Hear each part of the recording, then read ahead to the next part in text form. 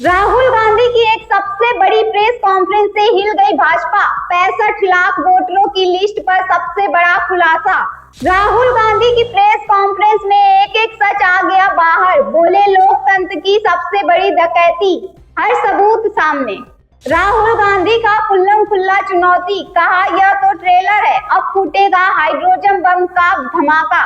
गांव गांव गूंजा नारा, वोट चोर गद्दी छोड़, सत्ता की कुर्सी पर सीधी चोट। अब राहुल गांधी का विस्फोटक वार उलझन में भाजपा।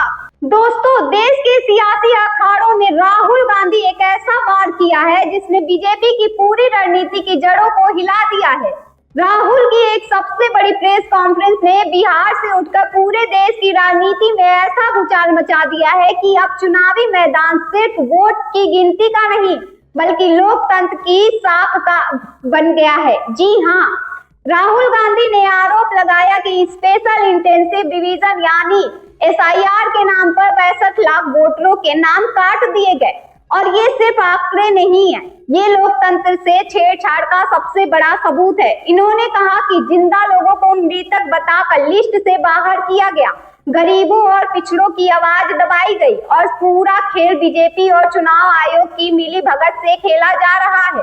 राहुल गांधी ने इसे इंस्टीट्यूशनलाइज्ड वोट थेफ्ट यानी संगठित वोट चोरी करार दिया और सीधा तंज कसा कि लोकतंत्र अब भाजपा के हाथों बंधक बन चुका है।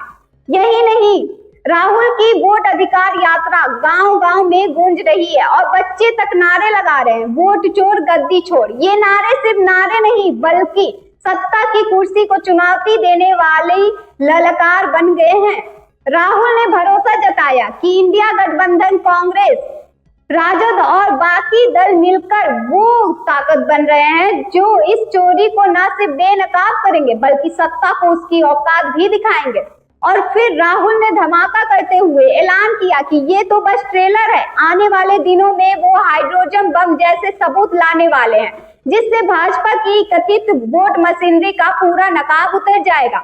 उधर चुनाव आयोग और भाजपा बचाव में खड़े हैं, कोई सबूत नहीं, ये राजनीतिक नौटंकी है। लेकिन सवाल यही है कि अगर सब ठीक है तो फिर जनता के बीच ये आक्रोश क्यों गांव-गांव लोकतंत्र बचाने की बात कर रहे हैं।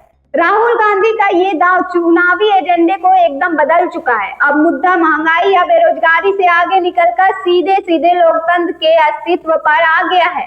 तस्वीर साफ है, एक तरफ राहुल गांधी का वोट चोर अभियान, दूसरी तरफ भाजपा और चुनाव आयोग की सफाई और बीच में जनता जो तय करेगी कि ये सचमुच लोकतंत्र बचाने की जंग है या फिर चुनावी बाजीगरी। लेकिन इतना तय है कि राहुल गांधी का ये हमला भाजपा की नींव को हिलाने वाला है और आने वाले दिनों में जब उनका हाइड्रोजन बम फूटेगा तो भारतीय राजनीति का पूरा एजेंडा बदल सकता है। वक्त जवाब देगा। लेकिन आज की सच्चाई यही है कि राहुल गांधी ने बीजेपी को ऐसे मोर्चे पर घेरा है जहां से बच निकलना आसान नहीं होगा। ब्यूरो रिपोर्ट, सुमित शर्मा, साम TV digital, Uttar Pradesh. Subscribe करें साम टीवी, क्योंकि हम आ गए हैं अब आपके बीच, दिखाएंगे सत्ता के वादों और अपराधियों के एक एक कारनामे की हकीकत। और हाँ, अगर आपके पास भी हो कोई ऐसी खबर तो कमेंट करके हमें बताएं, क्योंकि बिना डर और दबाव के हम दिखाते हैं हर एक खबर डंके की चोट पर।